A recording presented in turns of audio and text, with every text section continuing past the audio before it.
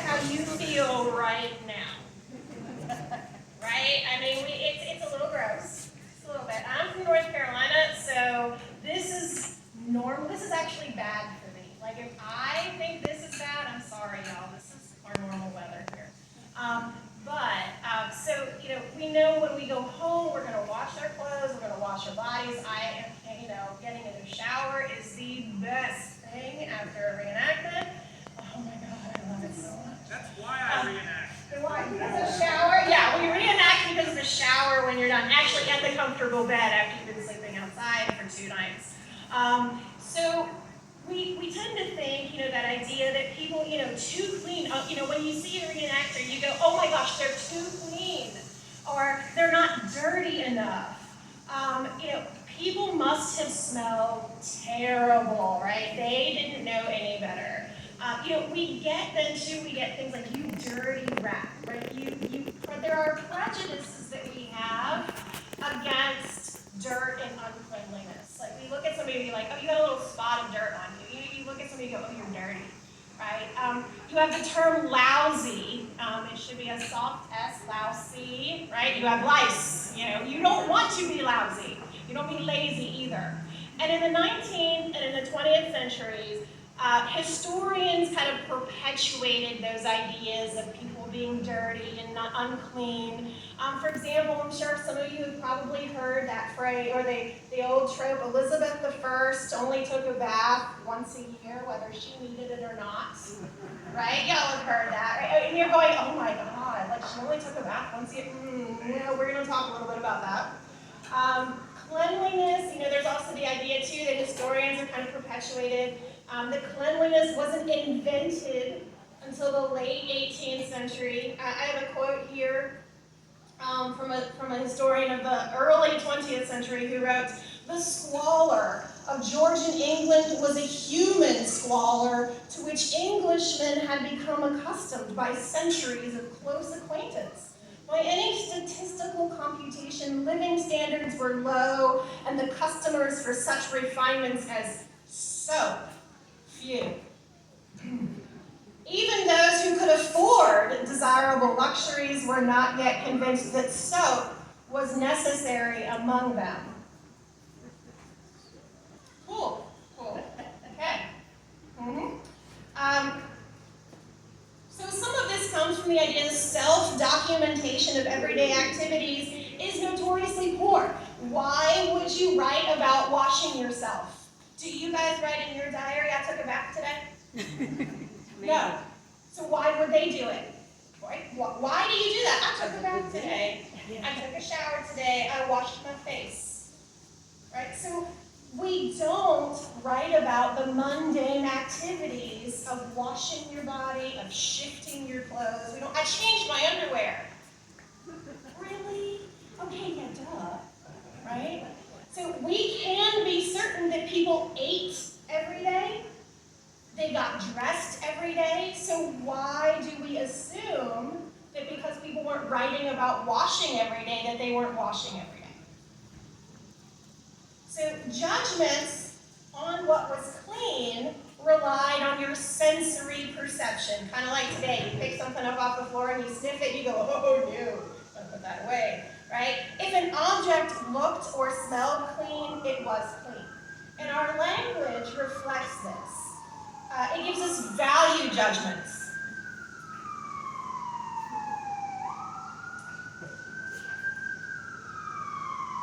A little faster, friend. There he is.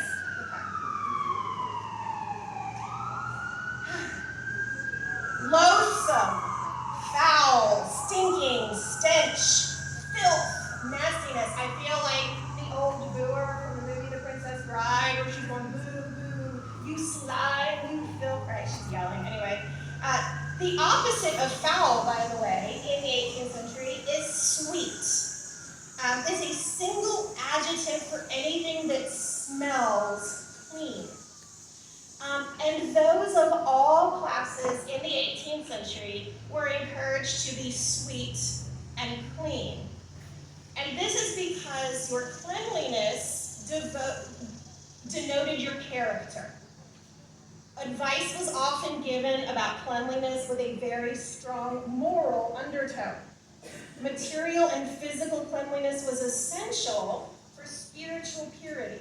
Now, a lot of what I'm talking about here is happening in England, but also we have to remember that people from England are migrating into the American colonies. In fact, most of the folks here are English settlers. We are going to have Germans as well, also Scots-Irish, but those same ideas are coming with them from England. So for our upper and middling classes, there's a lot of literature about health. Often there's conflicting advice on how to wash, but they always recommend that you shift your undergarments often. And your undergarments are your shifts, like this underneath, your shift, your stockings, your caps, your shirts. Those undergarments get changed often. For the common sort, we have advice from John Wesley, originally written to a friend in 1769 and later published in the Arminian nearly 15 years later. Of course, John Wesley is one of the founders of Methodism. He writes, "Be cleanly. In this, let the Methodist take pattern by the Quakers. Avoid all nastiness, dirt, slovenliness, both in your person, clothes, house, and all about you. Do not stink above ground. This is a bad fruit of laziness. Use all diligence to be clean. Clean yourself of lice. These are proof of uncleanness and laziness. Take pains in this. Do not cut your hair, but clean it and keep it clean. Cure yourself and your family of the itch." Pretty sure he means scabies, by the way. "To let this run from year to year proves both sloth and uncleanness." So, keep yourself clean. Be clean, don't be dirty. Y'all, that's nasty, right? So how exactly then does one clean one's person, clothes, house, and all these things about you? Because my time with y'all is very limited and there are monographs, big books written on this, I'm going to really focus here on cleaning your clothing. Throughout early modern period, there are how-to manuals for cooking, for cleaning. One of my favorite manuals for keeping clean is called The Vermin Killer. It is a publication, by the way, you can find it on Google Books. If you go to Google Books and you search up The Vermin Killer, it will give you like bug bombs. It'll tell you how to bomb the bugs out of your house. It'll tell you how to clean bed bugs. It'll get rid of all kinds of rats. It'll give you, it's really cool, actually. Also, it's probably poisonous. Don't try it at home. There are some things that I go, ooh, don't do that. So, there are how-to manuals. And so, how often was this advice followed? And then how does this translate from England, from Britain, into the colonies? So when we look at clothing, in 1688, there's a man named Randall Home, and he listed the steps of washing, which really changed very little over the course of the next 200 years. Well, maybe a little bit more, maybe about 150 years, because, you know, we have modern washing machines at one point. So, here we go. Sorting, soaping, scalding, washing, wrenching, booking, batting, starching. Then you wring the clothes to force the water out. Starching also is going to include your bluing process with using indigo. Then you have drying, which is then for your smoothing or ironing. Then you hang it up to air dry thoroughly, or it will get moldy, right? Okay. Sorting, soaping, scalding, washing, wrenching, booking, batting, starching, wringing, drying, smoothing, hanging up.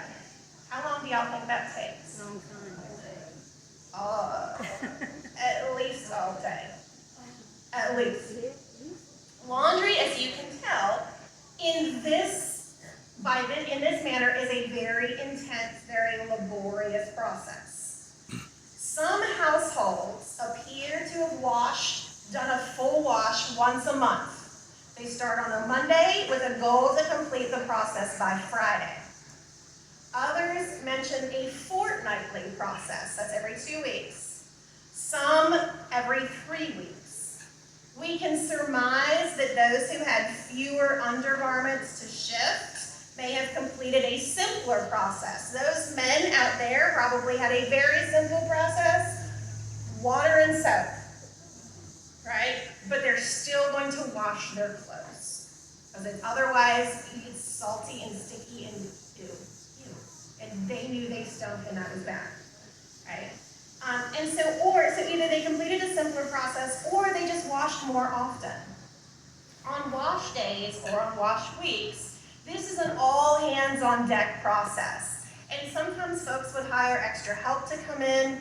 And in many locations, especially here in the colonies, this work is done by enslaved laborers. If you look at that, you can find in newspapers, you can find ads for enslaved, selling those who are enslaved, and those ads will say, along with a blacksmith, they'll also say washwoman, right? So it is a very highly skilled, very sought after thing that you can do, because nobody likes burnt laundry.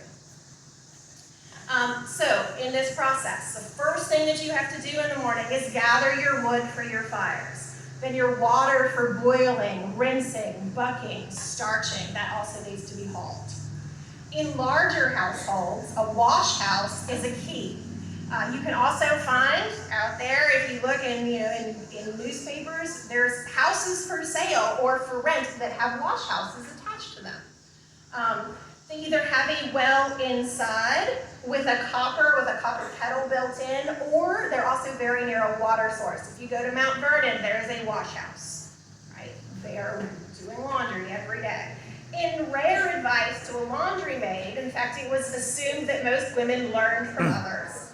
Madam Johnson notes that soft water is best for washing and gives several receipts or recipes for making hard water soft, such as laying chalk in the bottom of the well or the pond. Now again, y'all, we live close enough to Shenandoah. Y'all got hard water here, right? Yeah, hard water is not so great for getting those suds and for getting things clean. They also know that, so they're working on making their water soft so you can get clean clothes.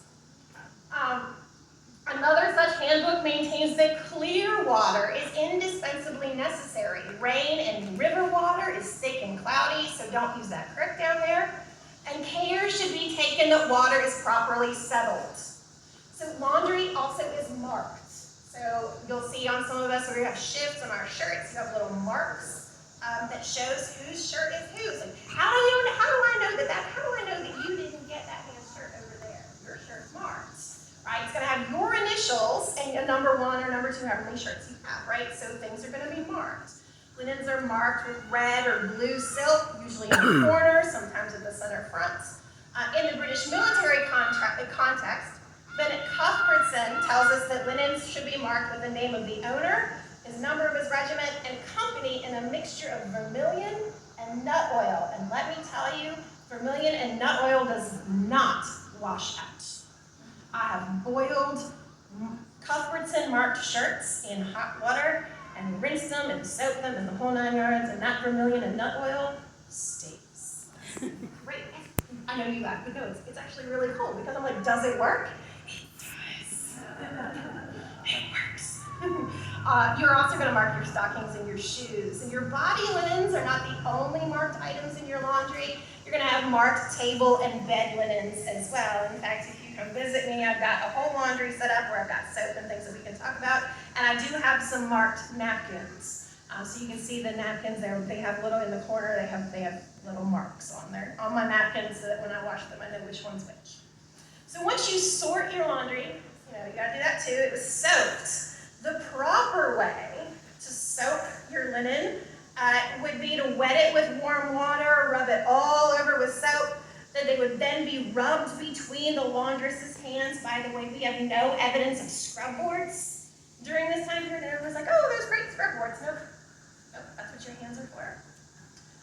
According to Madam Johnson, a good laundry maid let that soaked laundry soak in hot water overnight, and then it's thrown into your copper wash kettle. Any deviation, she admonishes, will fix the dirt rather than loosen it. Soap, that whole thing about, they didn't think about soap, I've counted at least 11 different kinds of soap for sale, different types, soft soap, hard soap. Crown soap, Castile soap, you name it, there's a lot of it. It's found for sale both in England and in the colonies. The making of soap is another very long, lengthy talk. Sorry, I'm not going to talk about that here. Based on the kinds and on the amounts of soap available for purchase, we can again surmise that most people don't make their own soap.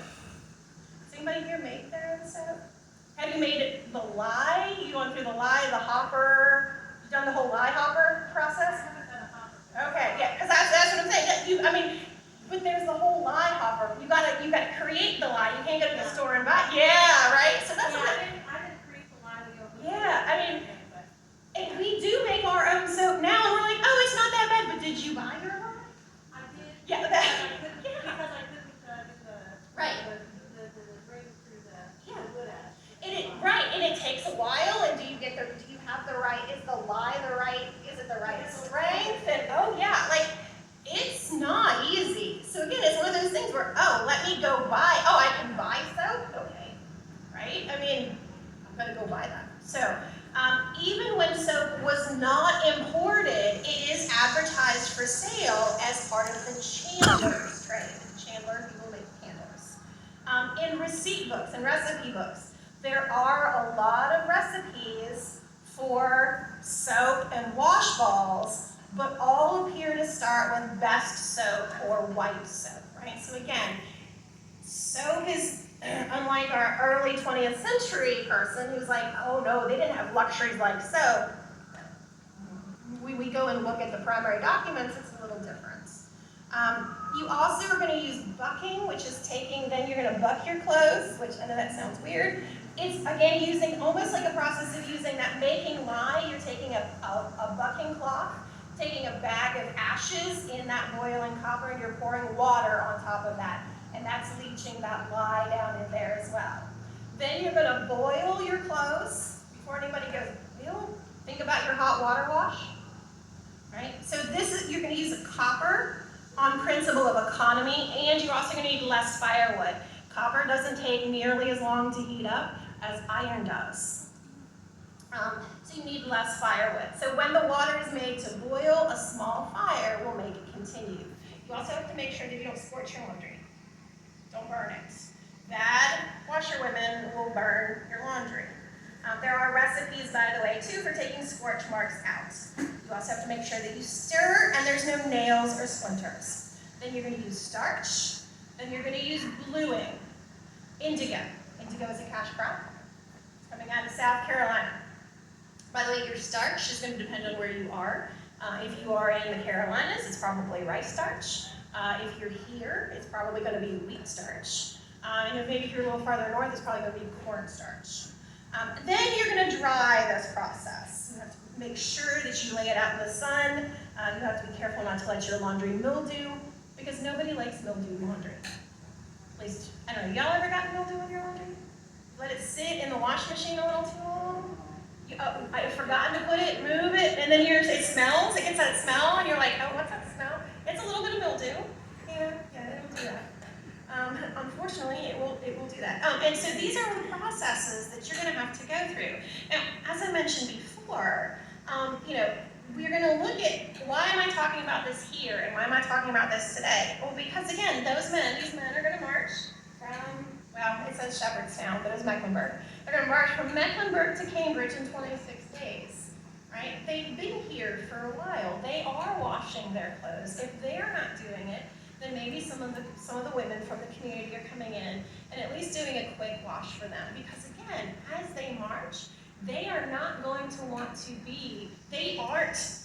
to be stinky and smelly. They aren't going to be dirty, because as they go from town to town, they need to show who they are as people, right? And if they are dirty, if they are slovenly, and if they are lazy, that's going to tell the people who see them that they are lazy human beings. And I don't think any of those men want the reputation of being lazy out there. None of us want that reputation either. So what you're going to see then, when you look at somebody wearing funny clothes, and they don't have a speck of dirt on them, that doesn't mean that they aren't appropriate for the 18th century. It just means somebody did their laundry for them. I've had people look at me and pictures of me and say, say, oh my gosh, it's too perfect. I'm like, you should see. I have a habit of ripping out my arm sleeves when my gown all the time. I've got holes, I've got repair marks everywhere. If you look closer at us, you will see that our clothes are worn, they are well loved. As I'm trying to wrap up. We're mostly clean.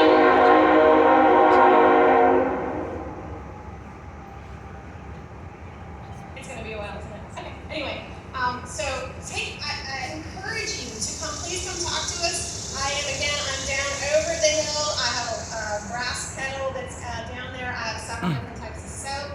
I have starch. I have some indigo that y'all are welcome to come look at. I'm more than happy to talk to you more about the laundry process and about the cleaning process. For those of you who have a question about what they didn't bathe, what did they do? It's called a sponge bath, y'all. You just wipe your, as I say, wipe your pits and pits. All right, like those are the parts that smell, right? Wipe your pits, wipe your pits. Good stuff, right? Do y'all have any questions for me? Oh, there's a breeze.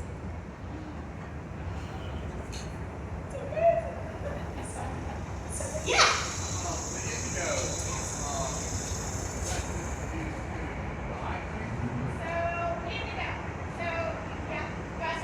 About indigo. So indigo can be used as a dye, but it's also used as an optical brightener.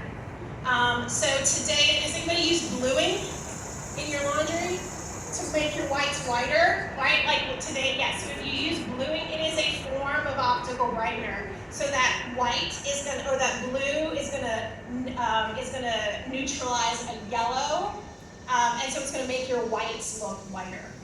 And so you're going to take enough indigo to make the water sky blue.